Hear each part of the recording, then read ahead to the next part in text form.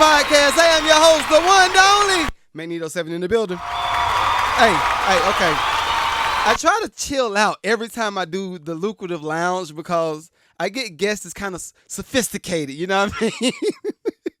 And today, okay. I ain't gonna tell you how I felt when I saw the video, bruh. Right? Like, I ain't gonna lie, because I'm married. I got a wife, two girls. And I was like, man, come on, don't do this to me today, bro. Don't do this to me, bro. But today, I got Dr. Russell Ledet. How you feeling, man? I'm doing good, man. Living my best life right now. Man, hey, I see. So for the Lucrative Lounge guests and the Mad Lucrative Podcast Nation, tell people who Dr. Russell Ledet is. I'm just a humble man, bro, but I'm also a physician and a scientist. Getting ready to start residency for triple board, which means that I'll be a pediatrician, adult psychiatrist, and child and adolescent psychiatrist at Indiana University. Okay. Only black man in 2022 to match in the triple board residency. First black man at Indiana University. And I'm just living out God's grace, man. Now explain to the guests what's triple board residency. So everybody goes to their physician, right? They go to their primary care doctor or maybe a specialist. Mm-hmm. But each of those people have what's called a specialty. So you may go to a family doctor, mm-hmm. Or you may go to an obstetrician, gynecologist if you're pregnant or you're a woman. Mm-hmm.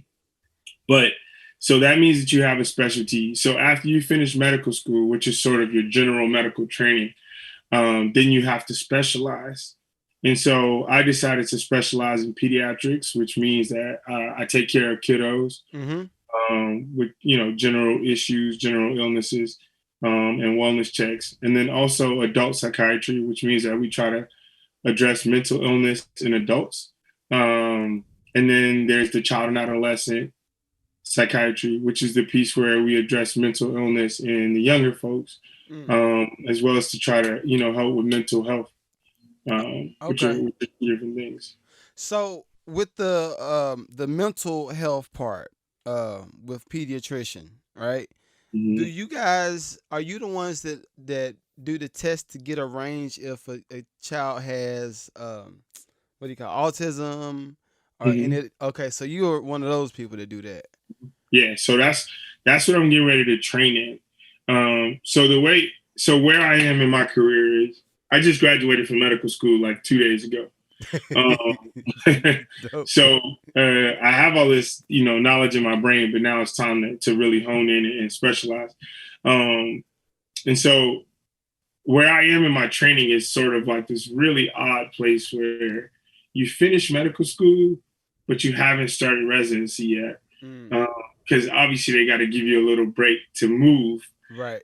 Or just give yourself a break because you've been studying for, really hard for the past 4 years. And so, yeah, those guys or those gals are the people who focus in on, do children fit on the autism spectrum? Okay. Because it is a spectrum, and they give out those evaluations. Yes, that's who those people are. Gotcha. Okay. My first question is, what got you on the path to medicine? Because that's a long road. I stopped at bachelor's, and I was like, I can't do no more. I'm done. Man, my journey is interesting, man, and very inspiring. I grew up in Lake Charles, Louisiana, and I had never really seen any doctors who looked like me. But my grandmother was pretty ill when I was growing up, and so there were times when I would be like, man, I wish I was, a little bit smarter so I could help take care of my grandmother. But I never really thought that I'd become a doctor. That wasn't a thing. But I grew up pretty poor. And so, obviously I had to figure out a way to get out. And so I went to the United States Navy. Okay. I enlisted in the United States Navy. And after my first 5 years of active duty, my wife convinced me that I was smart enough to go to college. And so she helped me to apply to college. And when I got to college, I wasn't on active duty anymore. And so I had to get a regular job. And I got a job as a security guard at a hospital. Okay. And that was really the first time that I saw medicine up close. You see these doctors walking around in white coats, and you see them in the trauma bay, or or addressing patients, and you just kind of say to yourself, like, man, this is really fascinating. It's interesting. And I saw a lot of people who were patients who looked like me, and I was like, man, maybe I could, be a beacon of light, but also I could help to address some of their health concerns. And so I started thinking about becoming a doctor and really understanding what it takes to become a doctor. And I would ask doctors, like, hey, can I shadow you? Can I intern with you? Can I get a better understanding of medicine? And you were in school when you were asking that? Yeah, I was in undergrad and I was working at the same time. Wow. So I would just go to school during the day, and then I would work until midnight, and then go home. And I would ask these doctors, like, hey, can I shadow you? Can I get a better understanding of what it takes to become a doctor, and this and that? And a lot of them would tell me, man, security guards don't become doctors, man.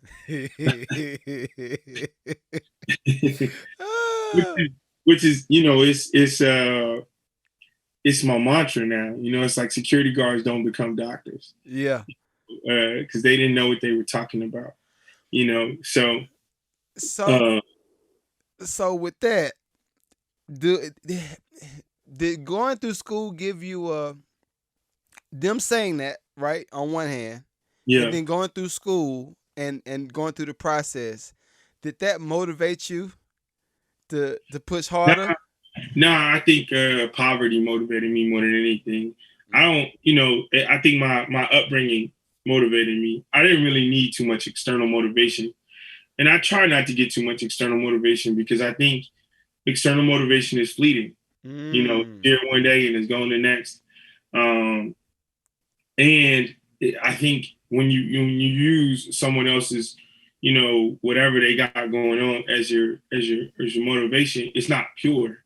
It's not what you want. And I think, especially for the kids or the young folks who will be listening to this podcast, this is an important lesson in, like, what people say can make you angry, and it can hurt you, but you can't be too bothered by people's no's.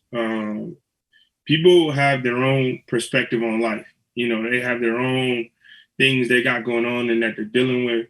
And so sometimes when they tell you no, or they give you their thought process on what you can and can't do, it's really just coming from a lens of what they're dealing with internally. Right. So I can't really take that on. That's not my job. And I like to mind the business that pays me. So, I kind of just let them sit there with that. And if and when I do prove them wrong, it's also not my job to go back and remind them of what they said. I think people evolve. Everybody learns from their mistakes. And you got to give people grace. There have been times when I've underestimated someone, or I've underestimated some system or, something. Right. And so, and I wanted grace when I got older and I got smarter. And in that same sense, you want to give other people, that grace. Now, if you're still arrogant now, after I've done it, then you just stupid. Like, and you got some bigger issues you need to do. So, that's kind of my take on it. But no, man, I didn't need someone's nose as my motivation. I always, post regularly about security guards don't become doctors, because I think the idea really helps us to cultivate the premise that you can't really rely on what other people's permission is for your life. Hold on, you gotta say that again. That's a bar. You gotta say that one more time. You can't really rely on other people's permission for your life. You really got to rely on your own permission for your life. I gave the commencement speech for my graduating class, and I told them, like, you got to give yourself permission to celebrate yourself, because oftentimes, like, we're looking for the whole world to celebrate us, But like, what's the value in that? Like, what is the value in everybody celebrating me if I can't celebrate myself? That's good. You know, I'm looking for everybody else to say, "Yeah, you're doing a good job." And the question is, how do you feel about what you did? Right. You know, you hold yourself to a standard. You know, I always pay attention to, and I really study the lyrics of Nipsey Hussle. Mm-hmm. He was talking about how uh, how dedication and preparation are really important. Right. But also that he will always hold himself to a standard that no one else could. And so, you know, that means that you evaluate yourself. You know, you paying attention to your own square and Right. what you're doing. You know, Man, that's good. That's good. I think as from creative standpoint, so much of what I'll say we, because I'm gonna say about 10% of my life is musician now. The other is dad, pod, and yeah, business, you know. yeah, So I know a lot of what creatives do, whether it's singers, artists, whatever. A part of that is getting that acceptance, right? From and that gratification from outside. But I think if they get to the point where, like you said, rely on yourself. How did you feel about that? That's a bar. yeah. And I I mean think that's you teaching me. 'Cause I not think that's what Kendrick did in his most recent album. I he think that's did. what he did in Pimp a Butterfly and everything else. So it was like, now, am I satisfied with this? You Right. know, am I happy with this? J. Cole talked about it with the off season. You know, how he had to go back and say to himself, like, nah, am I happy with this? Yeah. If I'm happy with this, whatever the world gonna have an opinion and it's gonna be fleeting and it's gonna be different. But this is my art. You know, my life is my art. Right. Um, and so, like, am I happy with my life? Am I happy with my journey? Am I happy with my art? Okay, the rest of the world gonna have an opinion, and that's cool. But I know Mm-hmm. what my opinion is. Yeah. And that's the only one I'm really worried about. Okay, so all right, do this. Take me to I'm gonna say Lil Russell. Yeah. 13-year-old. That Yeah. age right there. What was that guy like? Man, I was a dreamer. Okay. Um, I was a huge dreamer, man. We had this blue plastic chair on this little concrete space in the front of our house. And I would read books. I was a bookworm. But then I would just sit on my porch and I would just dream. Dream of what a relationship where my mother and father were still together was like, Mm-hmm. where we didn't have holes in our shoes. Yeah. We weren't digging in the dumpster for dinner. Like, I remember I had this dream of, we used to dig in the dumpster for dinner from time to time behind the Sam's Club in Lake Charles, Louisiana. And I used to dream of, that dumpster we would jump into was actually just the balls, the red and blue balls that used to be at McDonald's, Yeah. the playpens. I was Yeah. like, oh, that's what this is now. you Wow. know. So that was my way of dreaming. And then I would always dream. I never forget. My mom had this 1992 Datsun, and we were riding one day, and I told her, I was like, Mama, I had this dream that like one day you're gonna come and visit me in the nation's capital, Mm. and I'll be working at the White House, and crazy enough, like my first duty station out of boot camp was in Washington D.C. And I was at the ceremonial guard, and so we Mm. would go to the White House from time to time, and it was crazy for my mom to come and visit me, and we could go to the White House, and so I just really was a dreamer, man, and I didn't really let my surroundings stop me from dreaming. Of course we were broke and we didn't have nothing, but dreaming was free. You know, Right. Right. and so I took advantage of what was free. Reading was free because my mother would bring home books from the nursing home. She was a certified nurse's aide, and so she would Okay. bring home the books from the nursing home, and so I would read them and then dream. Man, that was my thing, man. Was just to imagine and dream. It was just kind of my thing, and it's funny now because I have this creative side that I'm really tapping into. I'm writing this cartoon right now, Okay. and it's amazing to be able to tap back into that kid part of me and just and just be a dreamer and just dream up really wild things because I have the capability to do so now. Yeah. I think that was one of my things too. I'm with you on that one. I think my most now I had the random dreams too though. I dreamed I was X-Man. I dreamed I was a Ninja Turtle.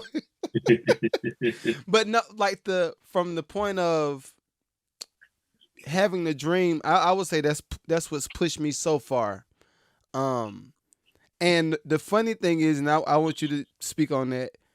Once you get to a certain point in the dream and it actually materializes, it's another part of it that another part of the dream that you didn't see before.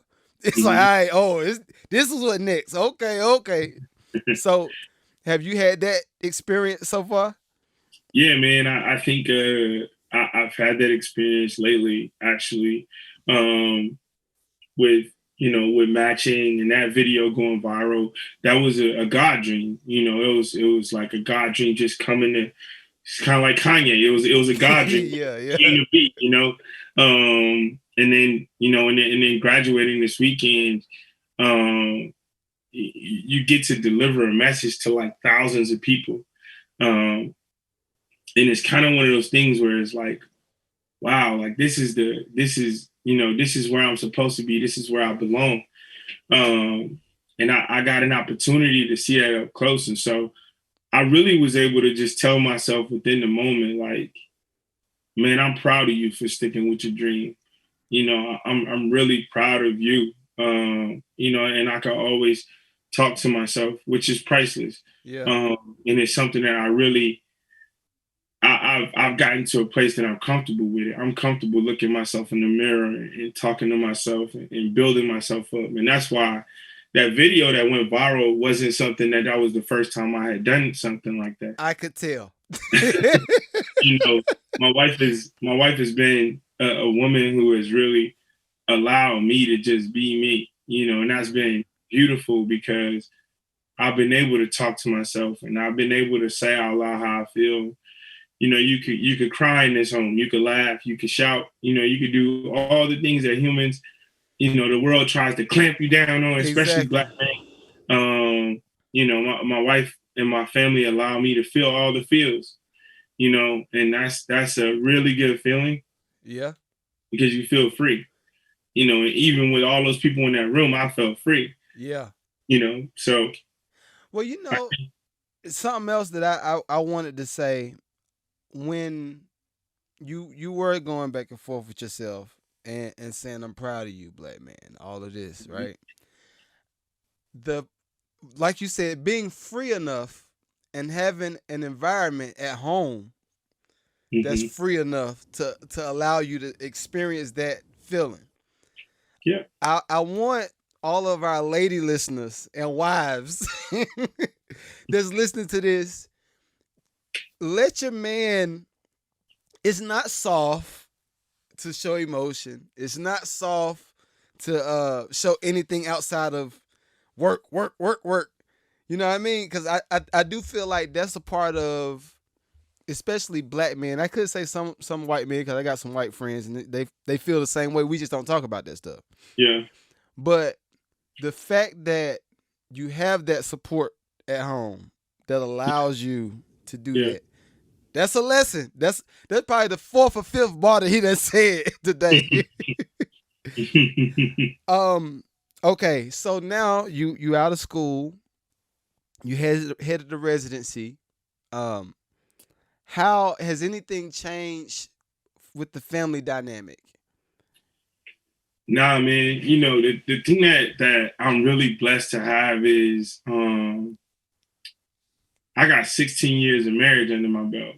Okay. And I'm only 30, 35 or 36. I Okay. can't remember at this point. We stop at 30, bro. Yeah, exactly. And so, it makes, like, we have a lot of constancy at home. My wife and I are on the same page. We've been at this thing for almost 20 years.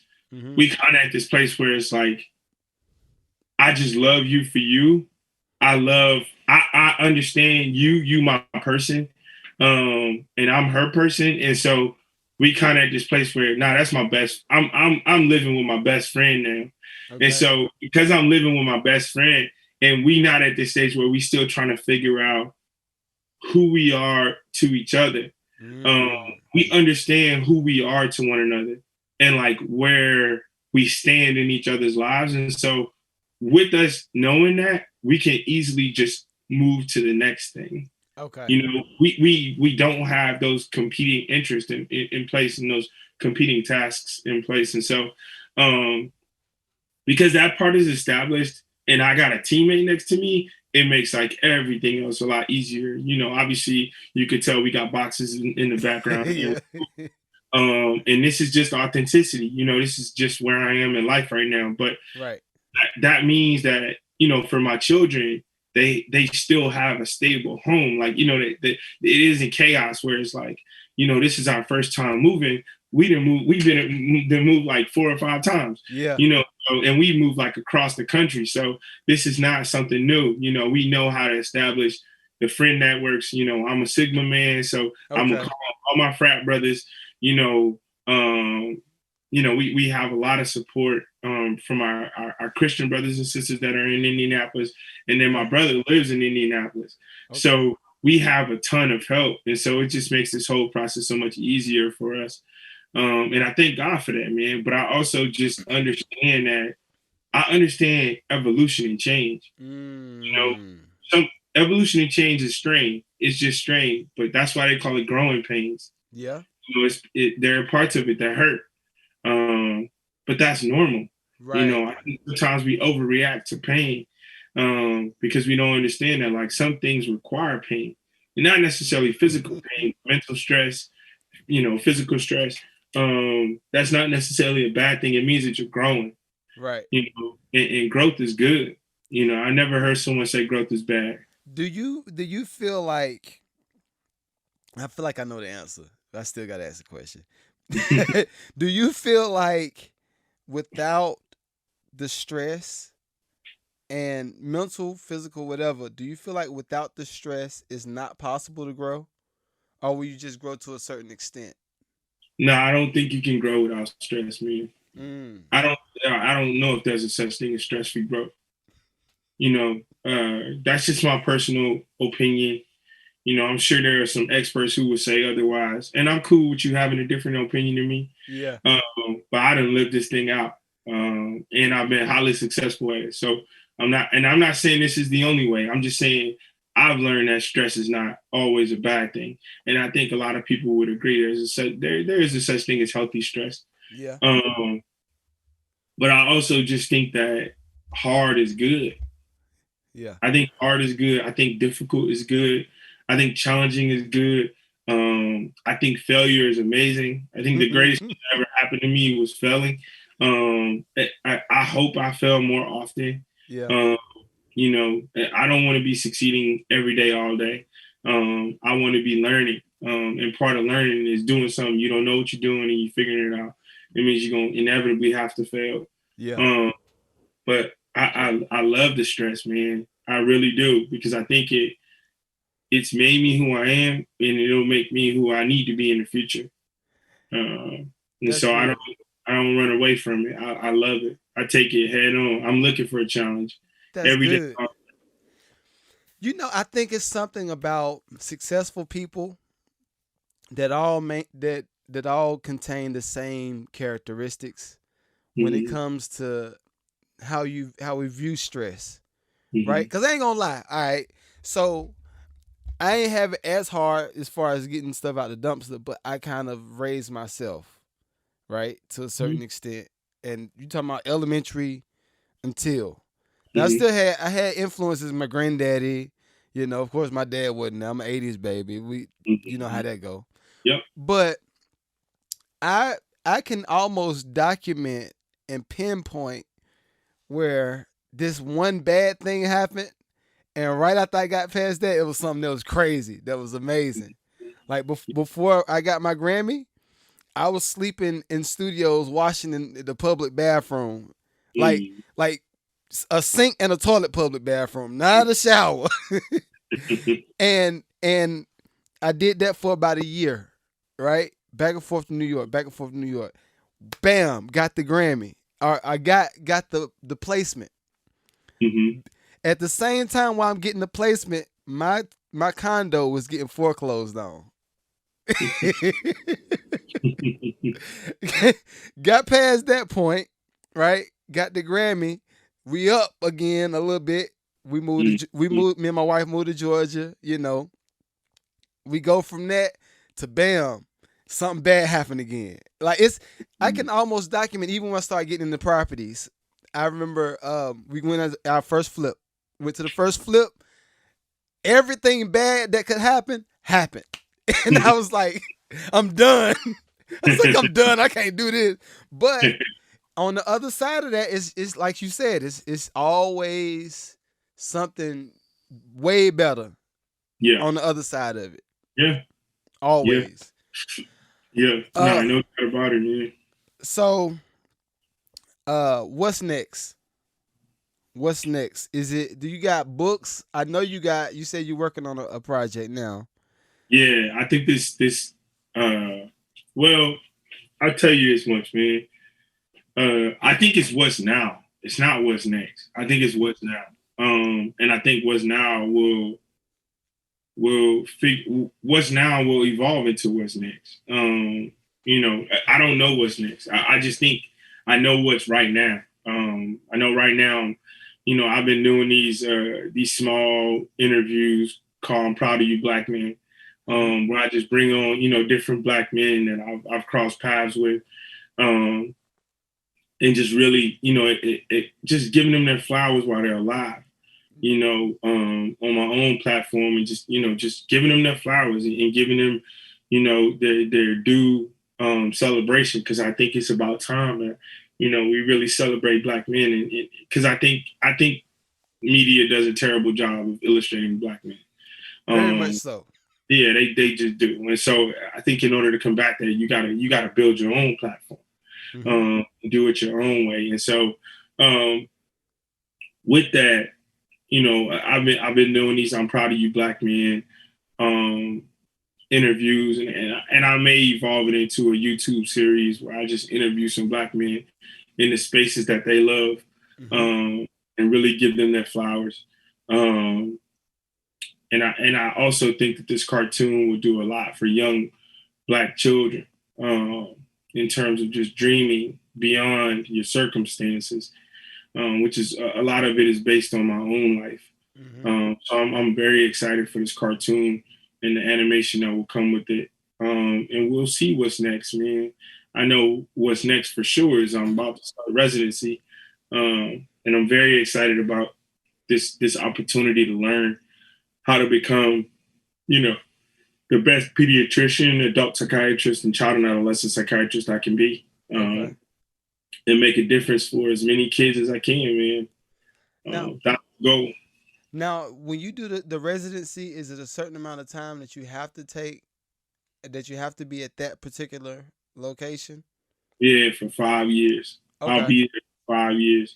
And then when I finish residency, we'll see where I go next and what I do next. But I do know for sure that I just want to make sure that I'm really accessible to young Black children. Right. I think that's probably at the top of my list right now, is just to be accessible to marginalized children in a way that is probably unimaginable right now.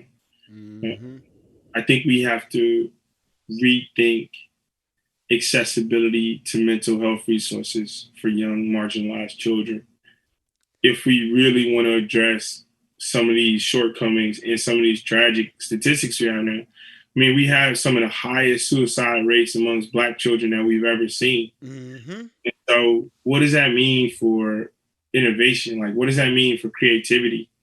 What does that mean? And how do we address that in a way that is meaningful, but also accessible? Like, you could build something that's lucrative and that's cool. And I don't have no problem with building something that's lucrative, and I think that's smart. Right. But I think also it needs to be accessible. And I don't know what the happy medium is between lucrative and accessible, because it takes money to do everything. But I I'll figure it out. And I got a good team of people around me, so we'll figure it out. Well, bruh, like I tell everybody, well, not everybody, because it's been a few people. I'll be like, I don't know about that. But if it's anything you need on our end, bruh, please let us know. Like, Nah, for sure, please do, because for me, my aim is to make sure that whatever we do is effective. Yeah. Right. Yeah. Kind of like you, I know what it's like to not. I don't think I was my dentist when I got to college. That was the first time I went to the dentist. Simple stuff like that. You know what I mean? Yeah. But I'm like, yeah, it has to be accessible for everybody. Like, yeah. It's hard. It's easier said than done, but I think it's possible. We just gotta figure it out. Very much so. Beautifully said. Yo, this been wonderful. This been wonderful. I know, like I said, we on the go, we on the run. Please let me know. Oh, my brother-in-law's where you going to? In Indianapolis? Yeah, Oh man, you don't have to connect me with him, man. I will do. I'm big on that. Like, yeah. When and I promise my fans know I could just talk forever. But like my old family members used to say back in the day, well, you know, if you go to so and so, let me know because you got a cousin out there. I get it now. The older I get it now. That makes sense now. That make a ton of sense. So yeah, man, I would love to connect with him, man. You know, I'm trying to have as many connects as I can in the city so I can establish some network roots. Okay. And he's ex-Navy too, so. Oh wow! Yeah, we'll have a lot to talk about. Yeah. But yo, I appreciate you, brother. I will send all of my contact info to you shortly. Probably on IG. Okay. So I'll send it to you shortly, and let's link, man. All right, man. Appreciate you, bro. And for all the listeners, thank you so much for being on for listening to us. And you can find more about me on IG at Dr. Russell Ledet, or the work that I'm doing with the 15 White Coats at the15whitecoats.org. Yep. And we'll put that down there too. We'll put it down there. So yeah. There I have it. Hey man, Godspeed. Please be safe and have some fun. Not all work, bro. Have a little bit of fun. I will, man. Appreciate you, my brother. All right, have a good one, man. You too, man. Peace. Peace.